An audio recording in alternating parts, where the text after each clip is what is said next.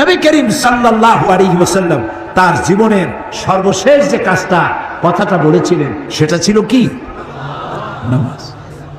ইন্তেকালের 5 দিন আগে প্রচন্ড জ্বর হলো, মাথায় যন্ত্রণা হলো, বারবার বেহুশ হয়ে পড়েন। যে রাত্রে ইন্তেকাল করবেন সেই রাত্রে সাহাবায়ে কেরাম কেউ ঘরে ফেরে নাই, সবাই কাঁদতেছে। সকলের ধারণা নবীজি খুব তাড়াতাড়ি বিদায় হয়ে যাবেন। ঘরের মধ্যে স্ত্রীরা কাঁদেন, জামাই কাঁদে, নাতি নাতনি কাঁদে। সব থেকে বেশি কাঁদছেন হযরতে মা ফাতিমা রাদিয়াল্লাহু তাআলা আনহা।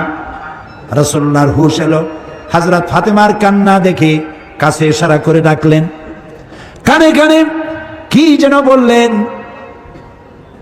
হযরত ফাতিমার কান্না বন্ধ হয়ে গেল। হযরত আয়েশা ফাতিমাকে ডেকে বলেন, মা তোমার আব্বা জান কি তোমারে বললো, কান্না বন্ধ হলো তোমার? হযরত ফাতিমা বলেন, মা আমার আব্বা জান আমাকে কানে কানে বললেন, মা কাঁদিস না, তোর কান্না আমার বরদাস্ত হয় না। আমি তোমাকে সুসংবাদ শোনাই, আমি মরে যাওয়ার পর সবার আগে তোমার সাথে আমার দেখা হয়ে যাবে। হযরত ফাতিমা বুঝতে পেরেছেন এর অর্থ হলো রাসূলের ইন্তেকালের পরে আত্মীয় স্বজনের ভিতরে সর্বপ্রথম ফাতিমার ইন্তেকাল হবে। হয়েছিল তাই। রাসূলুল্লাহ বেহুশ হয়ে পড়লেন, আবার হুশ হলো, আবার বেহুশ হলেন। ফজরের পরে হযরত জিবরাইল এসে বলছেন, আসসালামু আলাইকা ইয়া রাসূলুল্লাহ, হে আল্লাহর রাসূল, আল্লাহ আপনাকে সালাম বলেছেন আর তিনি জানতে চেয়েছেন আপনি কেমন আছেন। তিনি জানেন আপনি কেমন আছেন, তারপরেও তিনি জানতে চেয়েছেন আপনার মুখে আপনি কেমন আছেন। নবীজি বললেন, আমি বড়ই কষ্টের ভিতরে আছি, অসুস্থ আছি। হযরতে জিবরাইল বলছেন, ইয়া রাসূলুল্লাহ, একজন নতুন ফেরেশতা এসেছে আজ আমার সাথে, যে ফেরেশতা কোনো মানুষের কাছে আসার জন্য অনুমতি কোনোদিন চায় নাই আর কোনোদিন চাবেও না, শুধু আপনার অনুমতি চায় আপনার কাছে আসার জন্য। সে ফেরেশতার নাম মালাকুল মউত। হযরতে মালাকুল মউত রাসূলের অনুমতি নিয়ে রাসূলের জাসাদ মোবারকের কাছে এসে সালাম পেশ করলেন, বললেন, ইয়া রাসূলুল্লাহ, আদম আলাইহিস সালাম থেকে নিয়ে শুরু করে এই পর্যন্ত আমি যত মানুষের জান কবজ করেছি আর কিয়ামত পর্যন্ত যত মানুষের জান কবজ করব, কারো কাছে অনুমতি চাই নাই, অনুমতি চাওয়াও আমার লাগবে না। কিন্তু আজকে আসার সময় আল্লাহ রাব্বুল আলামিন আমাকে বলেছেন আমি যেন আপনার অনুমতি চাই। রাসূলুল্লাহ বললেন, মালাকুল মউত, আমি যদি তোমাকে অনুমতি না দেই? হযরতে মালাকুল মউত বলেন, ইয়া রাসূলুল্লাহ, আল্লাহ তাআলা বলেছেন অনুমতি যদি না পাও ফিরে এসো। আল্লাহু আকবার, আল্লাহু আকবার। হযরতে জিবরাইল বলেন, ইয়া রাসূলুল্লাহ, আল্লাহ রাব্বুল আলামিন আপনার সঙ্গে দিদারের ইন্তজার করতেছেন। নবী বললেন, মালাকুল মউত, তুমি তোমার কাজ শুরু করতে পারো। মালাকুল মউত যখন জান কবজ করতে যাবে, রাসূলুল্লাহ বললেন, আয়েশা একটু কাছে আসো।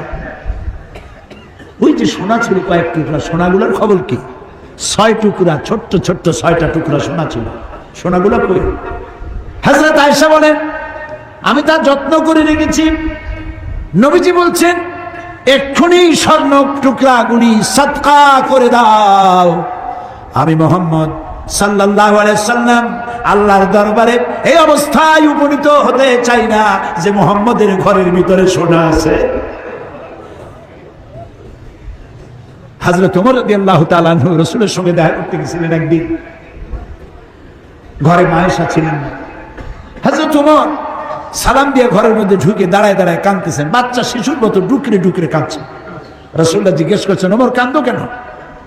হযরত ওমর বলছেন, আমি বিশ্বনবীর ঘর দেখতেছি, ছোট্ট একটা ঘর, এক কোণায় একটা সরাহি পানি রাখার পাত্র কাইতে হয়ে পড়ে আছে, একটা গ্লাস কাইতে হয়ে পড়ে আছে, আর এক কোণায় 1 কেজি কি আধা কেজি জব পড়ে আছে, আর রাসূল শুয়ে আছেন দড়ি দিয়া বুনানো একটা খাটিয়ার উপরে, চাদর নাই, বালিশ নাই, হাত মোবারক মাথার তলে দিয়ে শুয়ে আছে, পিঠ মোবারকে দড়ির দাগ কেটে আছে। হযরত ওমর বলছেন, ইয়া রাসূলুল্লাহ, আমি তো বরদাস্ত করতে পারছি না। বিশ্বনবী, তার পিঠে দড়ির দাগ, পানির পাত্র কাইট হয়ে পড়ে আছে, খাট নাই, বালিশ নাই। আপনি আমাকে অনুমতি দেন, আমি আপনার জন্য এত তোষক বানাই নিয়ে আসি। রাসূলুল্লাহ বললেন, ওমর, আমি তো দুনিয়ায় শান্তি করতে আসি নাই। আমি যদি ওহদ পাহাড়কে বলি, ওহদ আমার জন্য সোনায় পরিণত হয়ে যা, ওহদ পাহাড়টাই সোনা হয়ে যাবে।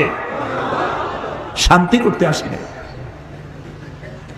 নবীজি বললেন, আয়েশারে সোনাগুলি বিতরণ করে দাও, সাদকা করে দাও।